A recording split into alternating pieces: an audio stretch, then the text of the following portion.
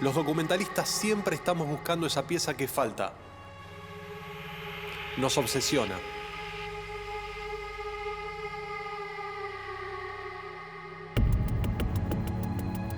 Como estos miles de negativos y rollos fílmicos que alguien guardó en un altillo de Junín, mi ciudad.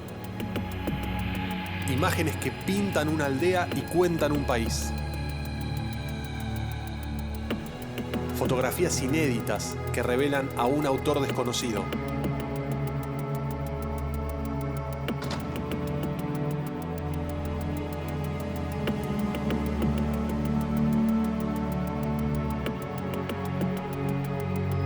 Alberto Aili, el fotoperiodista mejor guardado de Argentina.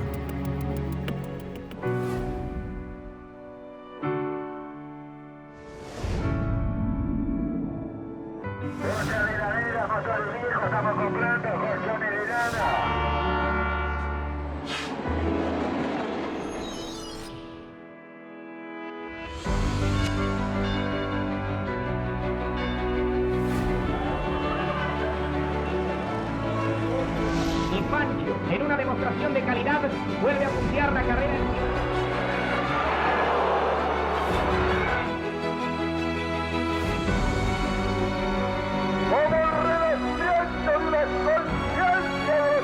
Les envío un abrazo fraternal en nombre de todas las mujeres argentinas que represento. La revolución surgía de la conciencia de la nación.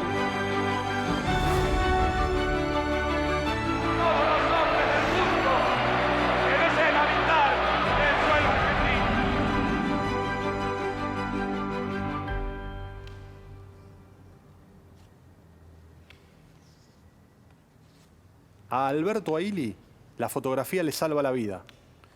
Y me animo a afirmarlo porque lo decía él. Esa foto fue muy importante para mí.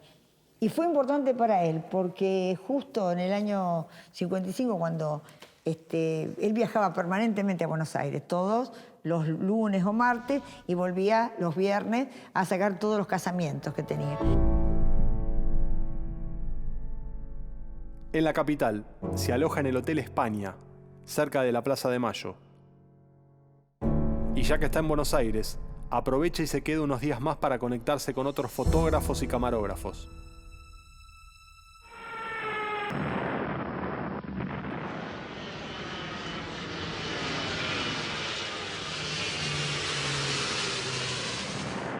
Las imágenes del bombardeo a la Plaza de Mayo no las toma Aili. Y eso que tiene la cámara siempre preparada.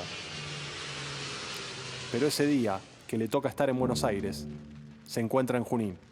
Justo ese día yo tenía temperatura y dijo, no me voy a ir porque tengo miedo, a ver qué le puede pasar. Y al otro día fue del bombardeo. Entonces siempre me decía, gracias a vos me salvé, porque paraba en el Hotel España, que estaba a 1,5 cuadras de la plaza.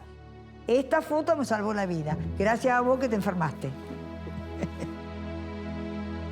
Aili conoce a su mujer, Juana Quercia, a fines de la década del 30. Su historia de amor comienza con una cámara, como no podía ser de otra manera.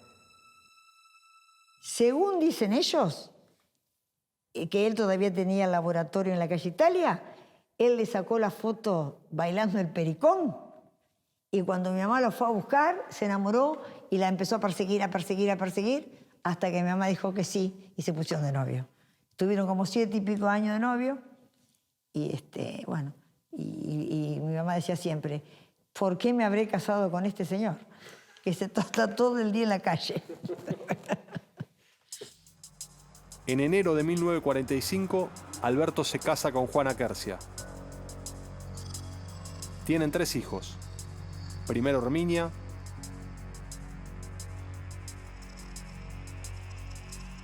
después Alberto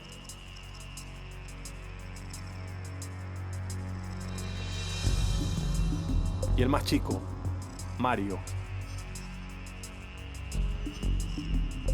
Todos nacen entre 1946 y 1950. Herminia es la única que está viva. Pero los recuerdos de Aili son un tesoro para toda la familia. Esta cámara la recuperamos hace 2 años más o menos. Cuando fallece mi papá me la da Marta, Nani, una amiga de mi padre, que bueno, que la tenía ella y la volvimos a tener nosotros. Así que bueno, la tengo como un tesoro en mi casa. Era una cámara de mi abuelo que la utilizaría, que tiene rollo, ¿no? Y sí, una de las cámaras de mi abuelo. Nosotros somos unos privilegiados de tener la historia nuestra desde el minuto cero a hoy. Yo empecé a conocer mi vida de chica y de lo que fueron mis padres, o sea, de cuando se conocieron. Y cómo era mi abuela, que no la conocí, porque mi abuela murió antes de que mi papá se casara. El día que nací, cuando me estaban bañando, bueno, es como que empecé a conocer mi vida de chiquita.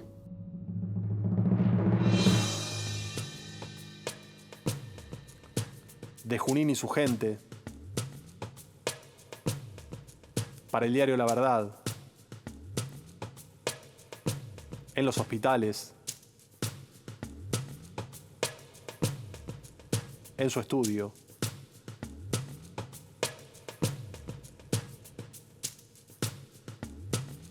Policiales, claro. Él fue fotógrafo de la policía.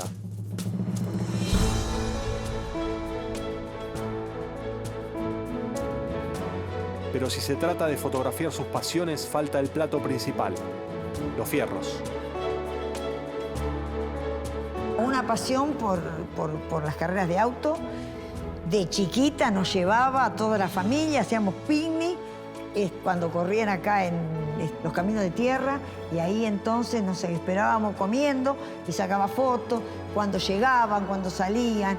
Después un fanático de las carreras de Fórmula 1. Por eso yo soy fanática. Miro carreras de auto todo el tiempo, porque me hizo fanática de las carreras de auto.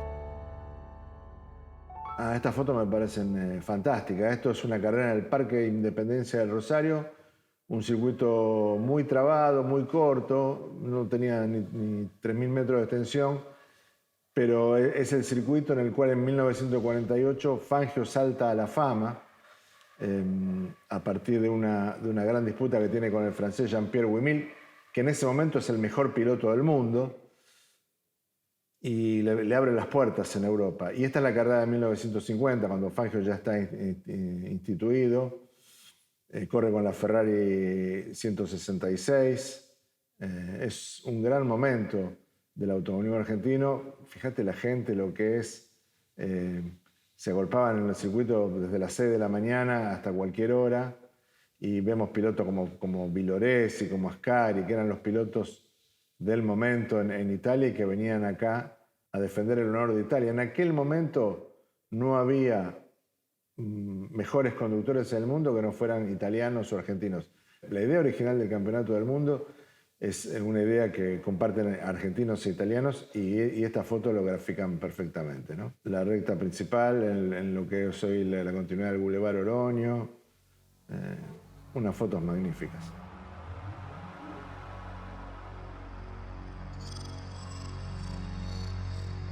Para los juninenses, el ferrocarril es el eje de casi todas las historias. Y como si la vida o la cámara de Aili dibujaran un círculo, una vez más, como tantas, el deporte lo lleva a los talleres ferroviarios, el símbolo identitario de Junín.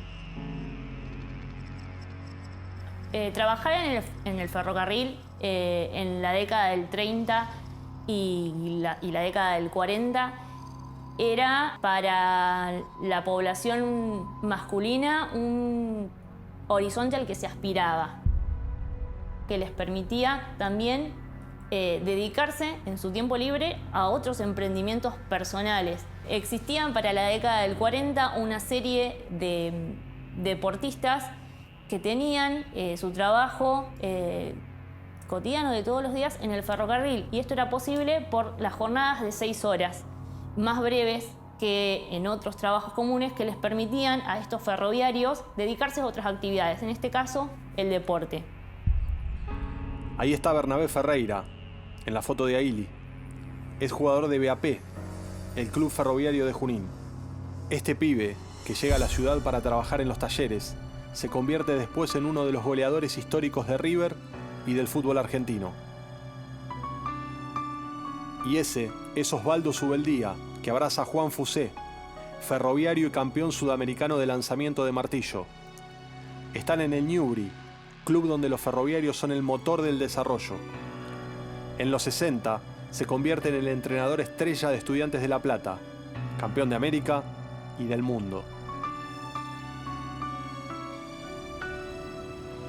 Aquellos ferroviarios expertos en rectificación, que corregían y mejoraban el funcionamiento de las locomotoras, son los mismos que pasan a hacerlo con los motores de los autos.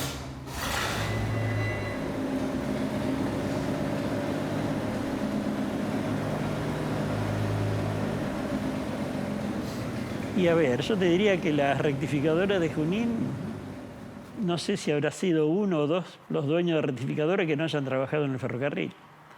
Después era gente que se hacía sus primeras armas ahí y con todos los conocimientos que tenían y demás, era una fábrica de técnicos, de gente que hacía y experimentaban. Yo creo que fue una fuente de aprendizaje espectacular, aprendizaje y conducta. Aunque no trabaja en el ferrocarril, uno de esos chicos que se contagia de la cultura de los fierros que nace en los talleres es Eusebio Marcilla, el deportista más recordado de la historia de Junín, el ídolo de Aili y el eje principal de su obra. Ahí está Aili con el diario La Verdad, siguiendo a Marcilla en el Gran Premio del Norte o en su primera victoria en Rafaela. Ahí está, fotografiándolo por todo el país mientras se convierte en una de las figuras más destacadas del turismo carretera. Y también, registrando de cerca su amistad con el mejor piloto de todos los tiempos. El encuentro, cuando se conocen con Juan Manuel Fangio y Eusebio, estaban haciendo la hoja de ruta del Gran Premio del Norte, una semana antes más o menos. Llegan a Tucumán y se encuentran en el mismo lugar donde estaba el coche que andaba Fangio con 3 personas más. Y bueno, ya la noche Tito Alzari era un empresario, pero era una persona muy hiperactiva, muy entrador, enseguida armaba lazos de amistad y demás. Lo ve a Fangio, entonces va y se presenta y le dice: campeón, un gusto de conocerlo, campeón. Nosotros somos la barra de Junín, que estamos haciendo la hoja de ruta y demás. Y bueno, cuando se van ya a saludar, a separarse, el doctor Pérez Izquierdo le entrega una copia de la hoja de ruta que había hecho él hasta ahí. Para Eusebio le hizo la copia y se las entrega. Fangio devuelve el gesto de Marcilla con una visita a Junín. Hay un recuerdo de eso que sucedió en el Prado Español, un centro de encuentros neurálgico del Junín de esos años, que naturalmente incluye a Alberto Aili. Bueno, esta es una crónica del día en el libro de crónica de la memoria colectiva, y comenta, dice: llegó Fangio, era el alboroto de la gente, todos se agolpaban para recibirlo. El gordo Aili, de mal humor, no podía trabajar a gusto. Ninguna de las fotos que había tomado lo conformaban. Logró que se despejara el sector. Ahora el fotógrafo podía trabajar tranquilo, pero después, y a pedido de Marcilla, el gordo caminó varios pasos para atrás, lo pudo encuadrar a todos y los retrató. Pasó el tiempo y cayó la tarde y los jóvenes ya salieron en busca de comida. Bueno, eso lo pinta de cuerpo entero como era Aili. No cascarrabia, pero sí era muy celoso de su trabajo, y cuando se le embarraban un poco que la gente no lo dejaba trabajar, no le gustaba. Me impresiona la calidad del material fotográfico, porque documenta, como pocas veces he visto, diría casi nunca, la espesura de la realidad, de la amistad entre Fangio y Marcilla, ¿no? Con el Chueco yendo a Junín y tomando parte de tantas cenas que eran tan típicas del turismo carretera de aquel momento, de las peñas, de toda esa actividad social que rodeaba las carreras. El turismo carretera en la década del 40 era seguramente la expresión más federal del deporte argentino. Era como si te llevaran el deporte a la puerta de tu casa, vivieras donde vivieras. Esto despertaba una pasión fenomenal porque al estilo de lo que pasaba en el fútbol entre Boca y River, en turismo de carretera había un duelo parecido, que era Ford contra Chevrolet. Eusebio Marcilla era uno de los grandes ídolos de Chevrolet.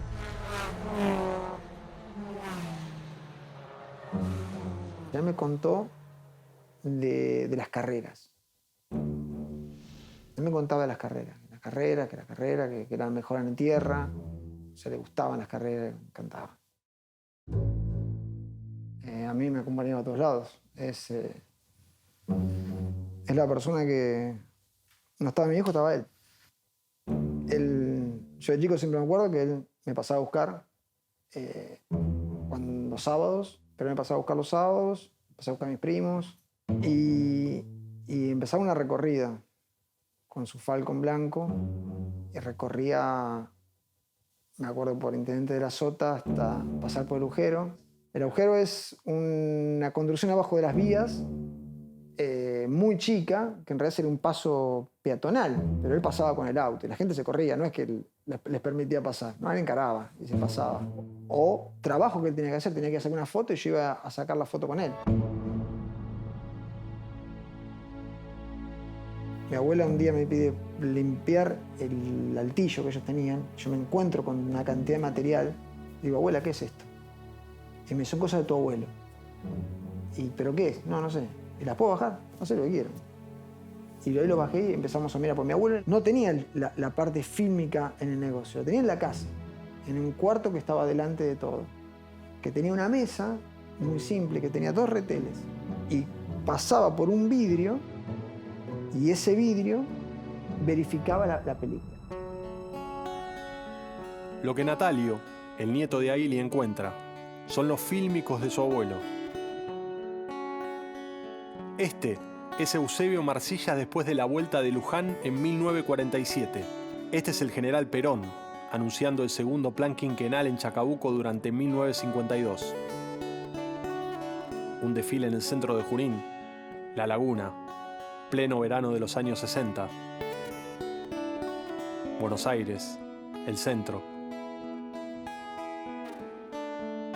Aili, como pasa con sus fotos, registra una amplitud de hechos muy variados en formato cine. Aili puede grabar un acto oficial en Buenos Aires a centímetros del presidente y en la misma jornada permitirse intercambiar sonrisas con Eva. Puede mostrar a Fangio en la intimidad o guardar la cinta de la asunción del presidente Frondizi en 1958. Bajo el signo de lo nacional y lo popular, la República inicia una nueva etapa de su desarrollo. Etapa identificada con las mejores esencias de nuestra historia que dan vida a este presente y nos impulsan hacia el porvenir. En el retorno a la plena vigencia del Estado de Derecho, los perfiles monumentales del Palacio del Congreso adquieren significación de símbolo. En el hemiciclo de la Cámara de Diputados se sientan los jefes de las delegaciones extranjeras. La esposa y la hija del presidente son testigos emocionados del acontecimiento. La asunción de Frondizi particularmente, hoy en día no está en el archivo preservado ni conservado. Frente a nosotros, a partir de este momento, 2 perspectivas se abren para nuestra patria. O seguimos paralizados en nuestro desarrollo, empobreciéndonos paulatinamente, estancados en nuestras pasiones y descreídos en nuestra propia capacidad, y nos despeñamos en el atraso y la desintegración nacional. O en cambio, cobramos conciencia de la realidad, imprimimos un enérgico impulso y nos lanzamos con decisión y coraje a la conquista del futuro por el camino del progreso y de la grandeza del país. Pero el mundo del fílmico de Aili no se agota en lo periodístico. También produce y dirige piezas publicitarias para algunas marcas de época. 25 de marzo de 1954, fecha que ha quedado grabada con ribetes de emoción y agradecimiento a la gran familia a su estilo. que esa mañana el primer trabajador de la República, su presidente general Juan Perón, efectuó una cordialísima visita a la empresa. Me llamó la atención dos cosas en particular. Primero, que es un trabajo aparentemente por encargo de la empresa. Llega el primer mandatario acompañado por el subsecretario de Informaciones, señor Raúl Apol, y el capitán Máximo Renner. Apol ha sido uno de las figuras más importantes en términos de organizar todo lo que es material audiovisual de gobierno. Entonces, también podría pensarse que esa iniciativa de la empresa está articulada o respaldada también desde la Subsecretaría de Informaciones de Presidencia. Pero además nos permite indagar sobre cómo se trabajaban estas piezas, cómo las empresas privadas cinematográficas trabajaban al servicio de o producían para diferentes clientes. Habla el primer mandatario. No importa en qué puesto ni en qué cargo, interesa sí el estar realizando una cosa útil para el país. Por eso, de los grandes honores que tengo yo como ciudadano argentino, es quizás haber sido también uno de los primeros hombres que se han vestido con ropas distintas. Y para nosotros, para la casa, es relevante en la medida de que hay muchísimo material muy valioso sobre el peronismo. O sea, sobre el peronismo local en Junín, pero además ligado a la historia familiar de Eva Duarte, y también después en el entramado político provincial y con sus redes al entramado nacional. Entonces, es una cantera muy valiosa para empezar a explorar algunos aspectos de la historia y sumar fuentes para los investigadores. Por lo menos en relación al recorte temático que es de interés de esta casa, ¿no? Que es el tema de Eva Perón, el peronismo y la militancia y participación política de las mujeres, que eso también está. Si nos ponemos a pensar, la UNESCO dice que patrimonio es todo lo que tiene valor perdurable y que tiene significación. Y nos llama todo el tiempo a preservar y por sobre todo a dar acceso. Y eso es lo rico de este proyecto, es que pudo recuperar no solo desde el punto de vista de preservación, sino desde el punto de vista de acceso a la comunidad. Y eso es sumamente enriquecedor. Aili prepara y proyecta sus películas en los intervalos de los cines de Junín y en la puerta de su negocio. Es una novedad y un privilegio para la ciudad. Entre esos fílmicos estaba el primer material que descubrimos: la inauguración del estadio Eva Perón, el 9 de julio de 1951. Ese día, Elisa Duarte, hermana mayor de Eva, da el puntapié inicial de un cuadrangular que juegan Sarmiento, Vélez, el Racing tricampeón y el River de Amadeo Carrizo y Ángel Labruna.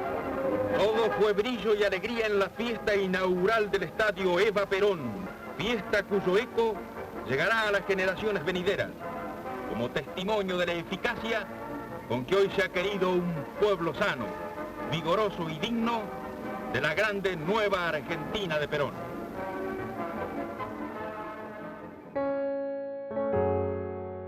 El archivo histórico en Argentina tiene agujeros negros.